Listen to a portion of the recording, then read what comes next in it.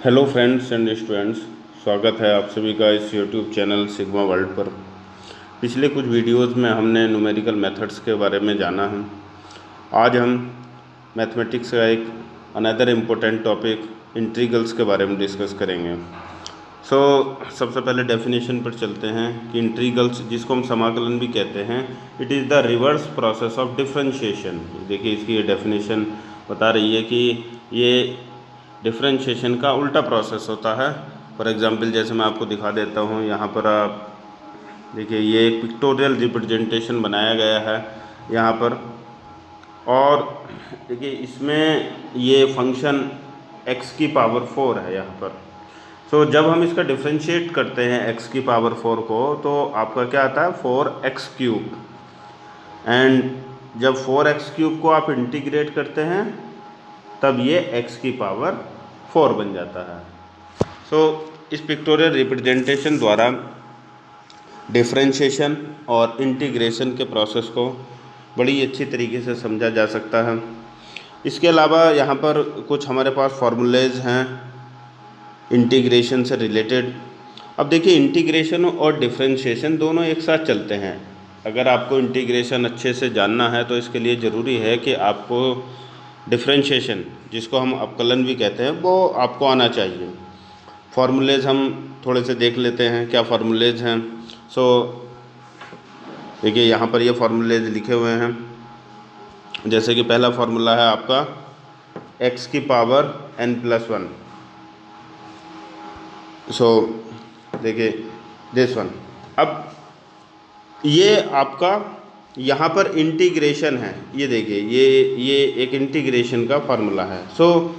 इसका मतलब है कि x की पावर n का इंटीग्रेशन आपका होता है x की power n+1 upon n+1 plus c। अब देखिए, यहाँ पर c क्या है, c एक कांस्टेंट है, कांस्टेंट ऑफ इंटीग्रेशन कहते हैं हम इसको, c को। यहाँ पर एक बात नोट करने योग्य है कि n का मान -1 के बराबर नहीं होना चाहिए। देखिए, अगर n का मान अगर यहाँ पर -1 के बराबर होगा तो ये नीचे का फैक्टर, डिनोमिनेटर टर्म 0 बन जाएगा and division by 0 is not possible, और उस केस में अनंत आंसर आता है आपका। इस पॉइंट को बड़े ही ध्यान से आप नोट करिए बिल्कुल कि n का मान यहाँ पर -1 बिल्कुल नहीं होगा। ये मैं आपको आगे एक एग्जाम्पल के थ्रू समझाऊंगा कि n का मान -1 क्यों नहीं होगा। अब देखिए, दूसरी साइड में इसको डिफरेंशिएट किया है, x की power n+1 upon n+1 plus c, इस फंक्शन को डिफरेंशिएट किया है। तो जैसा हम डिफरेंशिएशन के नियम से हम जानते हैं, कांस्टेंट का डिफरेंशिएशन 0 हो जाता है, और जो फंक्शन है आपका x की पावर n+1 का, ये हो जाएगा n+1 इंटू एक्स की पावर n, और n+1 से n+1 कैंसिल आउट हो जाएगा। आपका केवल बचेगा x की पावर n।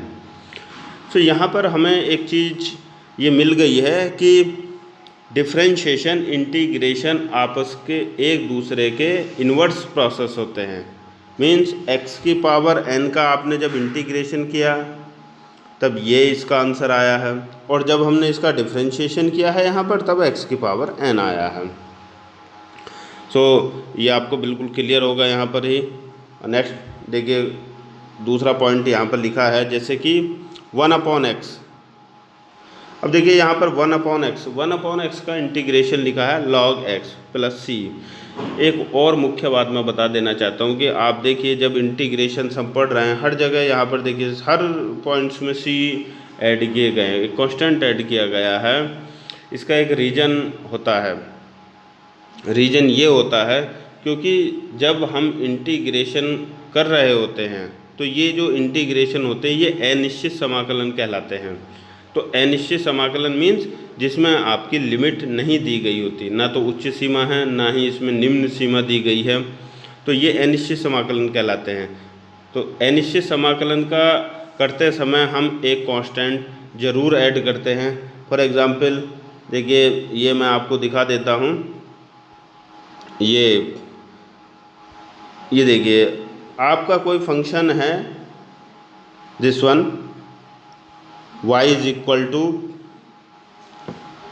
एक्स की power 4 plus 5 Y is equal to X की power 4 minus 32 and Y is equal to X की पावर 4 प्लस 100। ये देखिए वाई के तीन वैल्यूज़ यहाँ पर लिखी हुई हैं। अब आप इनमें अगर ध्यान से देखें तो फंक्शन एक ही है एक्स की पावर 4, तीनों वैल्यूज़ में, तीनों फंक्शन में एक ही वैल्यूज़ है वाई इक्वल टू एक्स की पावर 4। सिर्फ अंतर क्या है, कांस्टेंट का है। पहले में 5 है, दूसरे में -23 और तीसरे में 100 है, तो कांस्टेंट का अंतर है। बट अगर हम इन तीनों का डिफ्रेंशिएशन कर दें तब तीनों से हमें एक ही रिजल्ट प्राप्त होगा, और वो ये होगा dy/dx is equal to 4x³ क्यों? क्योंकि ये 5 -23 और 100 जो आपके फंक्शन में है ये कांस्टेंट टर्म है, और कांस्टेंट का डिफ्रेंशिएशन 0 होता है। सो अब आप देखिए यहाँ पर आपका फंक्शन का डिफ्रेंशिएशन आया 4x³। तो अगर हम 4x³ का अब इंटीग्रेशन करने लगे तो हम तीनों आंसर लिख सकते हैं। x की पावर 4 प्लस 5 भी लिख सकते हैं, x की पावर 4 -23 भी लिख सकते हैं, और x की पावर 4 प्लस 100 भी लिख सकते हैं। या जनरली हम यूँ कहें कि हम इनमें से कोई स्पेसिफिक नंबर ना लिख के एक नया कांस्टेंट c ऐड कर देते हैं। तो c की कोई भी वैल्यू हो सकती है जो आप समाकलन में, c 0 भी हो सकता है, 1 2 3 5 -23 या 100 जैसा यहाँ पर दर्शाया गया है वो भी हो सकता है। सो हम कोई पर्टिकुलर वैल्यू ना कह के हम उसको केवल c कह देते हैं। तो रीजन आपको बिल्कुल क्लियर हो गया होगा कि डिफरेंशिएशन चूँकि कन्वर्जिंग होता है। एक और ये महत्वपूर्ण बात है, इसको ध्यान से सुनिए कि डिफरेंशिएशन अवकलन जो होता है वो छोटा होता रहता है। किसी भी फंक्शन का आप फार्मूले देखिए कि वो छोटा होता रहता है। मीन्स अगर x की पावर 4 में है तो वो 3 में हो जाएगा, 3 वाला x की पावर 2 में रह जाएगा, और x की पावर 2 का x फिर कांस्टेंट, और अंततः वो 0 हो जाता है। डिफरेंशिएशन छोटा होता चला जाता है जब हम किसी भी फंक्शन का करते रहते हैं। जबकि इसके विपरीत समाकलन में जो फंक्शन होता है वो आपका बढ़ता रहता है, उसकी डिग्री बढ़ती रहती है। जैसे x³ का फलन है तो उसका x की पावर 4/4 हो जाएगा, तो 3 डिग्री का फलन x की पावर 4 4 डिग्री में बदल गया, ऐसे 4 डिग्री वाला 5 डिग्री में, फिर 6 डिग्री में, एंड सो ऑन। ये डाइवर्जिंग होता है, आपका समाकलन बढ़ता रहता है, तो डाइवर्जिंग फलन होता है समाकलन। सो ये बात आपको बिल्कुल याद रखने की है कि डिफरेंशिएशन और इंटीग्रेशन में मूलतः ये एक अंतर होता है। और चूँकि डाइवर्जिंग होता है तो इसलिए हम कांस्टेंट जोड़ देते हैं उसमें, क्योंकि कांस्टेंट की वैल्यू कुछ भी हो सकती है। सो अगर हम किसी फंक्शन का समाकलन करते हैं तो उसके अनंत आंसर हो सकते हैं, क्योंकि कांस्टेंट जुड़ा हुआ है c, और c की कोई भी वैल्यू, मैंने आपको बताया कोई भी रियल नंबर हो सकता है। तो चूँकि नंबर अनंत होते हैं अतः किसी भी फलन का समाकलन के अनंत आंसर हो सकते हैं, क्योंकि उसमें कांस्टेंट जुड़ा होने के कारण।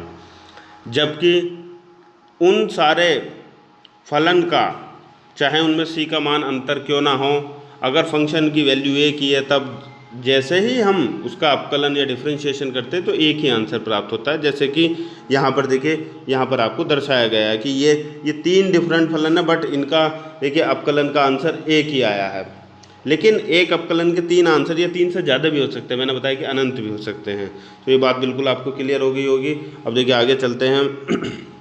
यहाँ पर जैसा आपको और फार्मूले भी दिखाई दे रहे हैं, यूजुअल आपको किसी भी बुक में मिल जाएंगे। e की पावर x का समाकलन e की power x plus c constant मैं बता चुका हूँ आपको, हम क्यों जोड़ते हैं कांस्टेंट यहाँ पर समाकलन में, और डिफरेंशिएशन e की पावर x का e की पावर x। ऐसे साइन x का इंटीग्रेशन होता है माइनस कॉस एक्स, और कांस्टेंट तो जोड़ेंगे ही, और ऐसे ही minus cos X plus c का डिफरेंशिएशन हो जाता है साइन एक्स। ऐसे ही ये बहुत सारे फार्मूले लिखे हुए हैं, आप किताब में से देखकर इनको याद करिए, क्योंकि इनके बिना समाकलन को करना संभव नहीं है। इसके अलावा और भी फार्मूले आएंगे। अब देखिए मैंने आपको अभी बताया था कि हम n का मान -1 क्यों नहीं लेते हैं, तो देखिए उसका एक रीज़न होता है जो कि मैं आपको बता देता हूँ। यहाँ पर ये देखिए, यहाँ पर एक नोट पॉइंट लिखा है दिस वन। सो देखिए जब हम 1/x का समाकलन करते हैं, सो 1/x का समाकलन करेंगे तो जैसा हम जानते हैं कि इसका आंसर log x आता है। हाँ तो बिल्कुल ठीक है, लेकिन देखिए इस प्रोसेस से क्यों नहीं कर सकते कि हम 1/x को लिख दें x की घात -1, और x की घात -1 में हमने फार्मूला लगाया है जो इंटीग्रेशन का होता है x की पावर n dx का जो फार्मूला होता है कि x की पावर n+1/n+1। तो ये फार्मूला अप्लाई नहीं हो सकता इस केस में। क्यों? क्योंकि इससे क्या बनेगा, ये नीचे वाला टर्म 0 बन जाएगा n का मान -1 रखने पर, और अंततः ये रिजल्ट क्या हो जाएगा, अनंत हो जाएगा। इसीलिए n का मान -1 नहीं हो सकता, ये पॉसिबल नहीं है यहाँ पर। तो इसीलिए इसको 1/x का अदर प्रोसेस से इंटीग्रेशन करते हैं तो इसका आंसर आता है log x, जैसा कि देखिए ऊपर इसके दर्शाया गया है।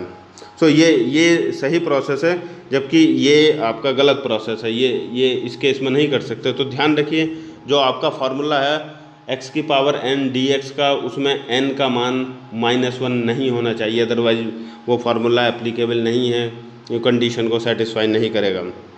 नेक्स्ट चलते हैं, देखिए कुछ और इम्पोर्टेंट पॉइंट्स हैं इंटीग्रेशंस के।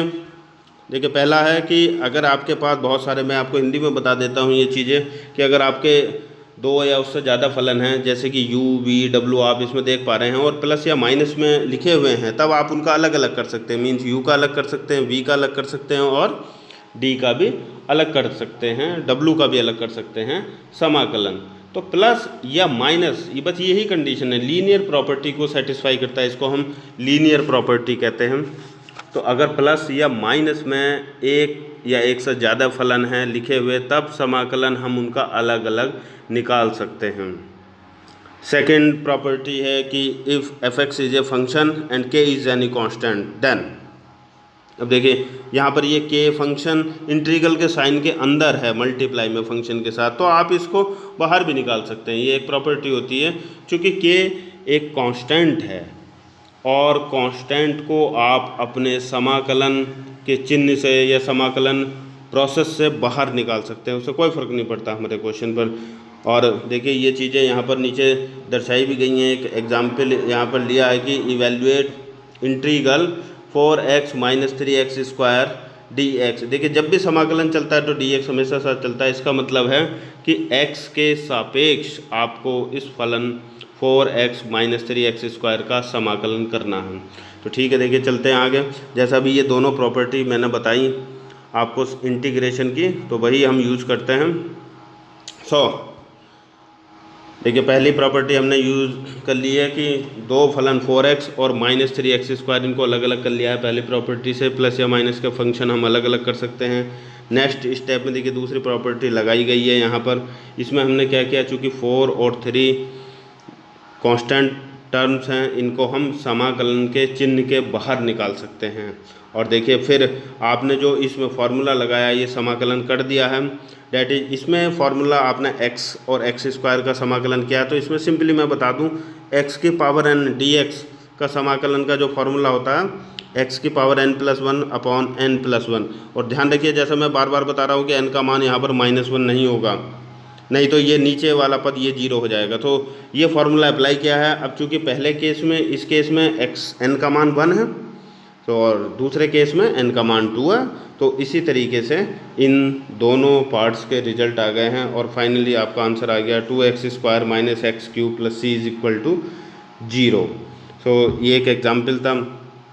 आगे भी और भी बहुत सारे मेथड्स हैं कि हम कैसे अपने फंक्शंस का समाकलन करेंगे। समाकलन बहुत वास्ट टॉपिक है, तो अभी जस्ट स्टार्टिंग है। ये वीडियो एक बेसिक वीडियो था कि आप इसके फार्मूले जो भी हैं उनसे फेमिलियर हो लें, सारे फार्मूले याद कर लें। इसके लिए आपको डिफरेंशिएशन ज़रूर आना चाहिए। तो आने वाले वीडियोस में हम ऐसे ही डिफरेंशिएशन को भी अपने साथ लेते चलेंगे और समाकलन भी कुछ फंक्शंस के करते रहेंगे।